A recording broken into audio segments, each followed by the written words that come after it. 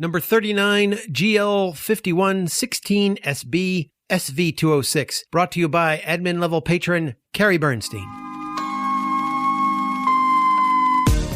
Hello, and welcome back to Copperheart. Things are really starting to heat up in GL51, and we've only got a few episodes to go before the end of the season. This week, we go back to Jack and Heather to see how their road trip is going. But before we start, I'd like to send up some thanks to the people who literally make this show possible.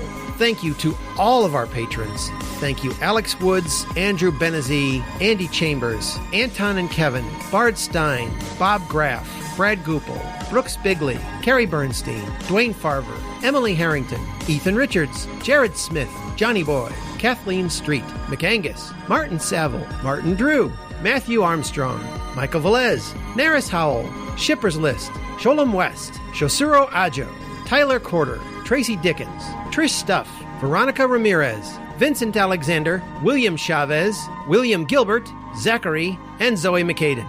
Our patrons keep the show going, and these wonderful people have cemented our commitment to produce Season 2. But we have to get there first. After today's episode, there will only be 3 more episodes to the end of Season 1. It's getting very exciting and very tense. Let's get started. Today we venture back to Jack and Heather following their daring shootout and escape from EL-27. And now, Copperheart 39 SV206.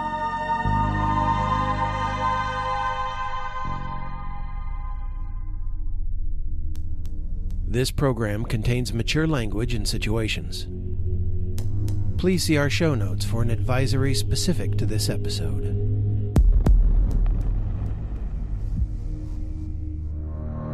Previously on Copperheart. What are you doing here? You're supposed to be in...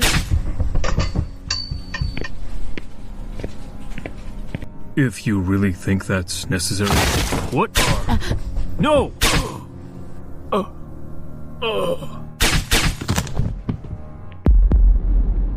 Dad, you can't just walk up to a guard and sweet-talk your way past. Sellers? What Jimbo!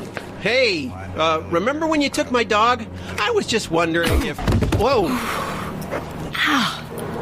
Ow. Damn it. Holy shit! Where'd you learn to punch like that? Trained in espionage, remember? I'll take number 1, you get number 2. Then we'll hop in number 3 and burst through the garage door. Okay, what are we doing to disable the first 2? Shoot out the charge ports, then the charging stations. Pop the hood and shoot anything important looking. Heather, down! Stop where you are! Jack? Stop! Heat it up. Go! I'll go for you. Please! Go right! Hold it right there! Jack, we did it. We're out. Woo! We did it. And we did it. Heather, we're out of here. Okay, we should be good. There's at least 3 weeks of food in there for up to 4 people. Water should be good. 2 handheld Geigers, 4 suits, oxygen, and 2 more AR-15s. So you can... What's that? What? That. Did you bring that? It was a family heirloom. Heirloom? Was your grandfather 007 or something? Babe, that's a pistol equipped with a silencer. And now the continuation of Copperheart.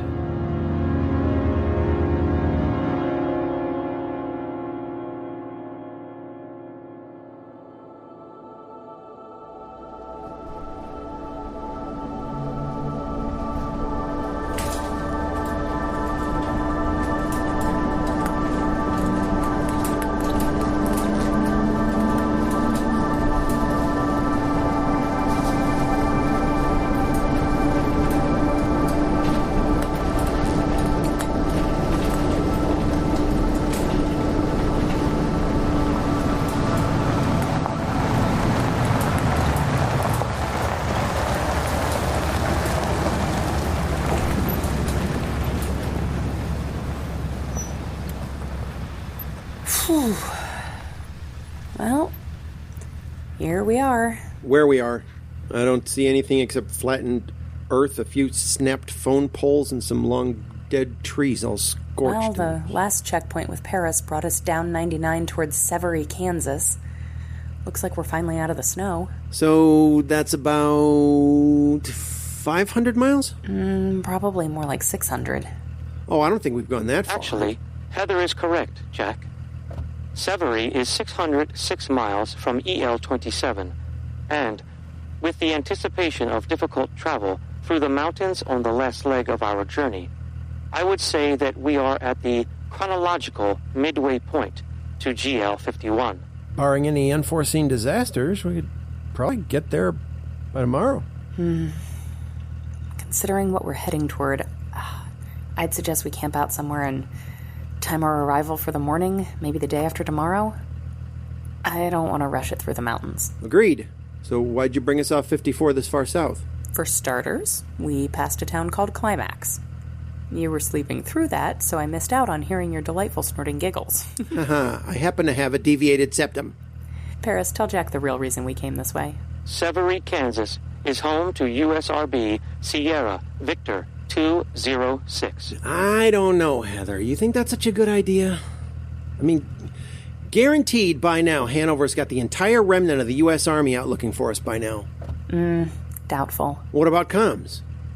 I mean, I'm sure we made the USRB news network from Auburn to Oceanside. You think they're going to bother trying to find us? We're probably a write-off.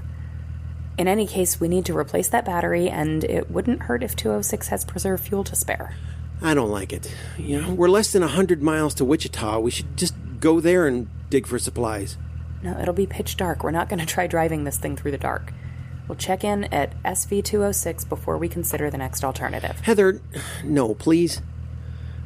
I don't think this is such a good idea. Even if Hayden didn't give 206 a heads up, the traffic controller here is just going to inform EL27 that we're here. And we can't just show up and say, oh, we were in the neighborhood. Can we borrow a cup of sugar? No one is looking for us, Jack. They won't be. Not ever. You don't know that. I mean, hon, I appreciate the hopeful thoughts, but come on, we're not taking this kind of risk. I nearly died as it was. Can you just trust me? Yes, in most things, yes, but not when it comes to driving a 60-ton stolen military vehicle across country to an alien landing zone. We have to be careful. Yeah, and what do you think is going to happen when we get there? We introduce ourselves to Director Rhoda or Dunn or Baxter, and we tell them we're there to help. Help? How, Jack? How? How exactly are we supposed to help them? Did you have a plan for this? An alien super being has taken over GL51. Oh, Why you're are right. I should have stayed locked up in that fucking icebox tower. I'm sure I had another 3 or 4 days left to live. They would have killed you too, you know. Jack, we're stopping at this bunker. No, we're not. I'm telling you, they're gonna... No, they won't. Before you found me, I sabotaged Hanover's chopper, and then I went into Hayden's office and killed Eris. You what? I grounded the helicopter. I severed the EL27 Eris connection to the network, and I made sure no one would find us.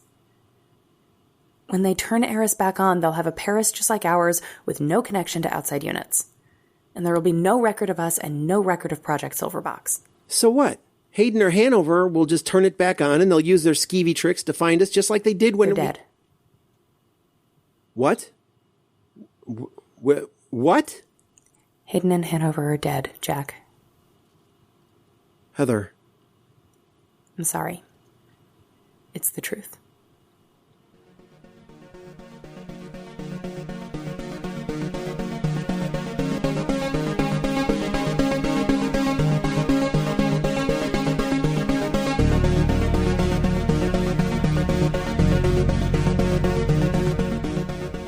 Copperheart, a Rig Stories audio drama.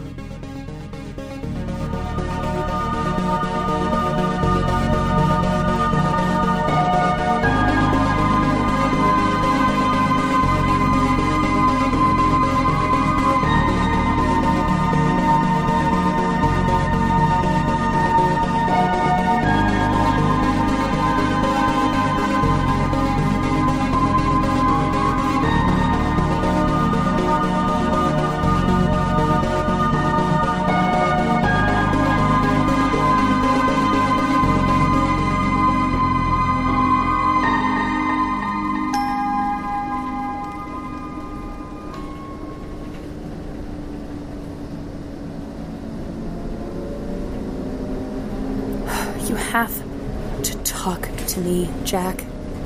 Our survival depends on us working together. We have nowhere else to go.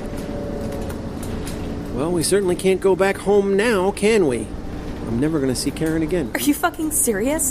What did you think was going to happen? We were going to get to GL51, shoot an alien invader, drive all the way back to EL27, and resume our lives without consequence? And even if I hadn't killed them, what about the shootout in the garage, How many of those soldiers did you hit, Jack? Babe, you know as well as I do that we're dealing with the end of the world. You and I are literally the only two human beings with enough knowledge to possibly stop the end of everything.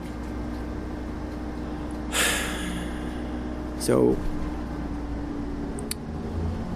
you just walked in, shot them, dead. Just like that. Like some kind of fucking mafioso. Yes. And I'd do it again. Fucking Christ, Heather. You'd best deal with it, because we're all we've got, Jack. We'd probably both be dead by the end of this week if we hadn't escaped. I don't understand why you're not seeing this. Just stop talking. Stop. I need to think this through.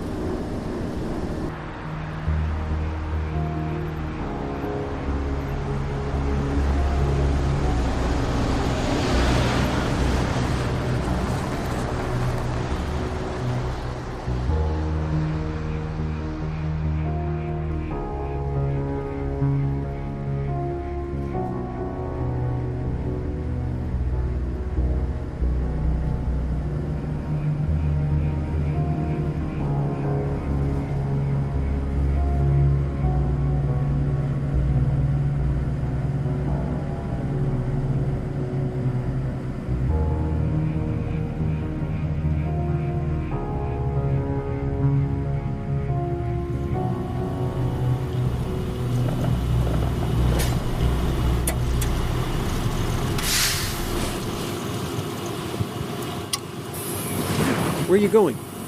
We're here. I'm going to go knock and ask if we can borrow a cup of sugar. Sit down. Please, Heather. I get that you're pissed at me because I don't get why the love of my life ended up being a cold-blooded murderer. Jack, you really... But you're right. You're right. You were right. What? You were right. About Hayden and Hanover. You were right. I mean, it doesn't take a genius to know that we would have been fucked any other way. And this way we don't have to feel like we're on the run. We'll hole up in 51 and join them in whatever fate they have waiting for them. Or we help Rhoda, Dunn, and Baxter end this thing. Yeah. You know, we'll probably end up dying. I mean, all of us. I know, Jack, I know. And if that happens, I want to die in your arms. I really don't fucking like any of this. Not at all. I know. And I'm sorry. It's been eating me alive for the past few hours. And that look you gave me when you saw the silencer. Let's just see if we can get the supplies we need while we're here. Afterwards, when we park for the night, we'll talk, okay? Yeah. Talk is good. We're both going to have to live with this no matter what. I know. I love you. I love you too.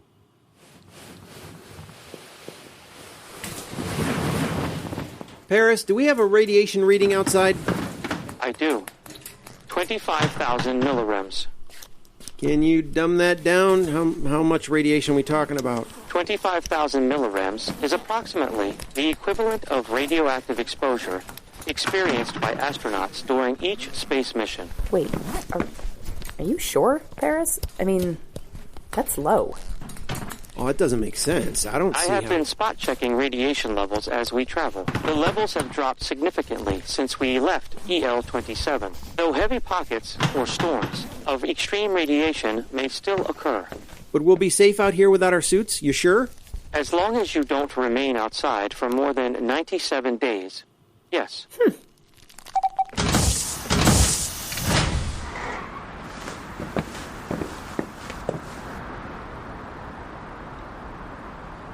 That's one small step for a man, one giant leap for... Hey! Get your small steps out here, man. Paris, if you pick up any trouble, radio transmissions, anything you might construe as danger... I will honk the horn. Thanks, buddy.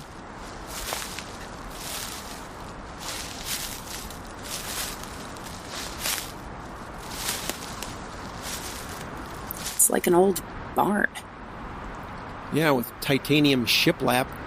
Promise me that when you build our marital home, you'll never use the word shiplap. Hey, I can't help what's in.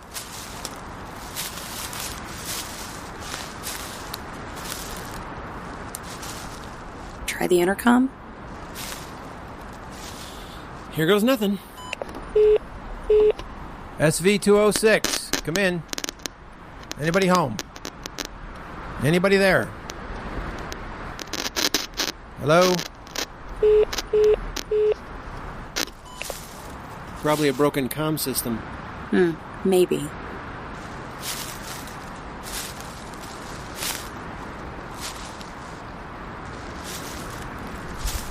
Hey, Jack, come here. Over there, above ground bunker. That's probably where they keep their vehicles. Why don't you go check it out? I'm gonna go get Paris. Roger that, boss.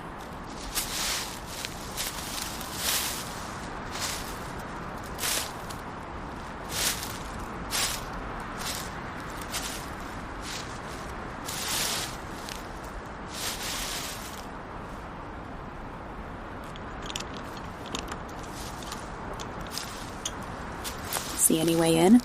You were right. Look, garage doors. Looks like the people entrance here has a busted padlock. I was waiting for you before I opened it, just in case there's a bear in there. Here, I brought a weapon. Really? The murder gun? It was right there. Besides, you don't need to wave it around. Just tuck it in your pants. Take the silencer off first. The other way, silly. It's threaded backwards. Threaded backwards story. Paris with us? Yeah. Paris, what can you tell us about USRB SV206? Sierra Victor 206 is home to 2,045 people, including 1,919 civilian and 126 military. Primarily civvy, that's hopeful. Yeah, except they're not answering.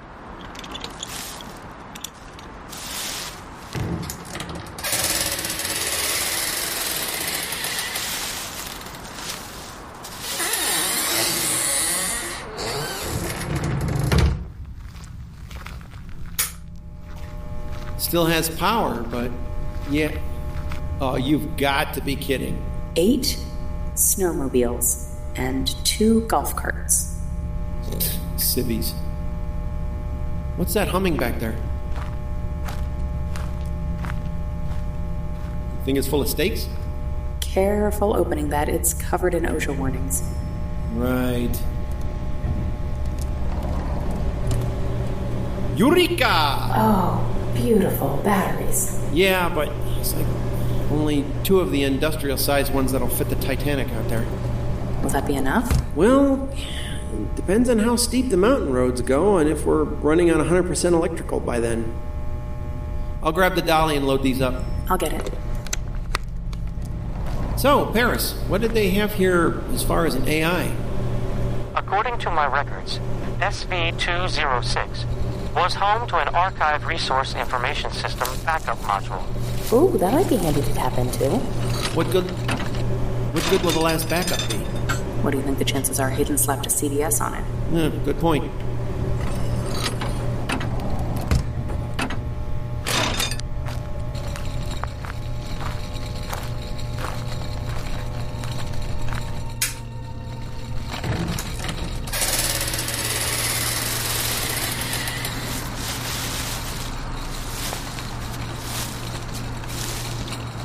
You thinking about trying the main door again? I hate to leave without seeing if everything's okay, you know? Yeah. Okay, alright, let's give it one more shot.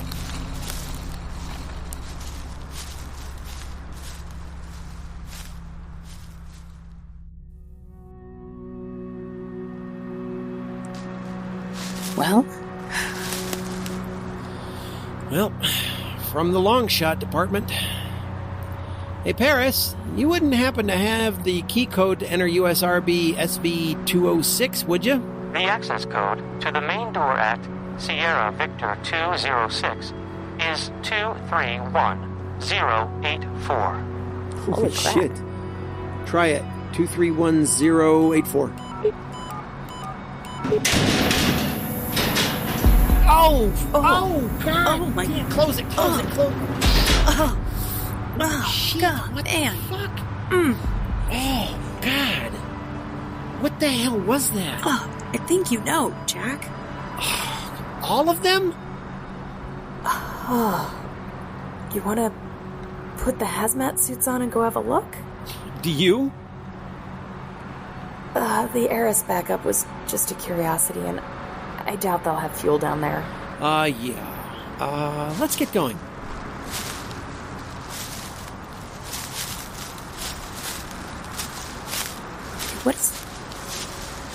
What is that?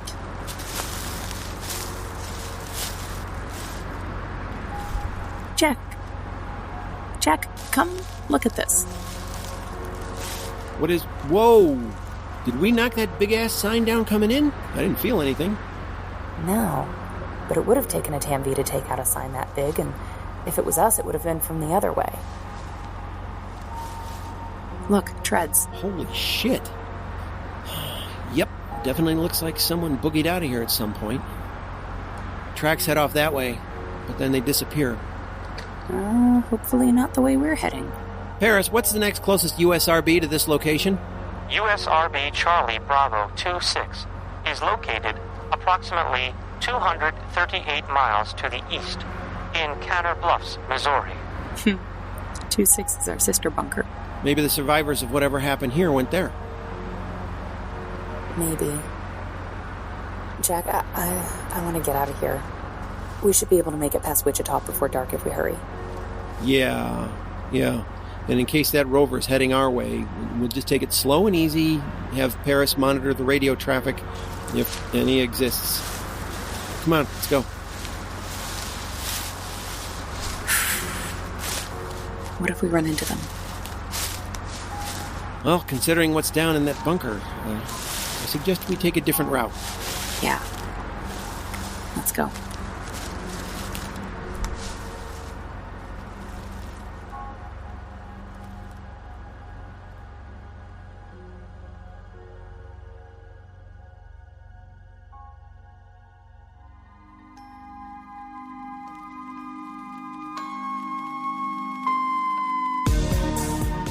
Erin King as Heather Kaminsky.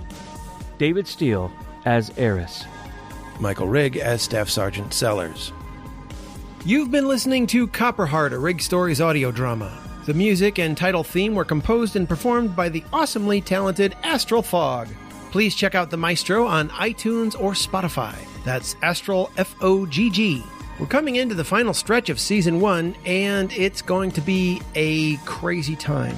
And speaking of crazy times, how would you like to meet myself and some of the cast? Can you get to Kenosha, Wisconsin on August 15th, 2020? If so, pop that date on your calendar. I made a Facebook event, which you can find under Michael J. Rigg Author. I think I also have it coded to Rigg Stories.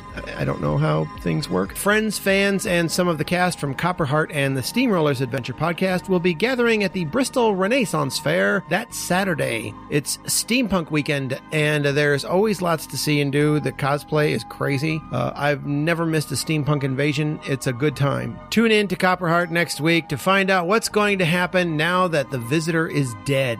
Until then, have a great week.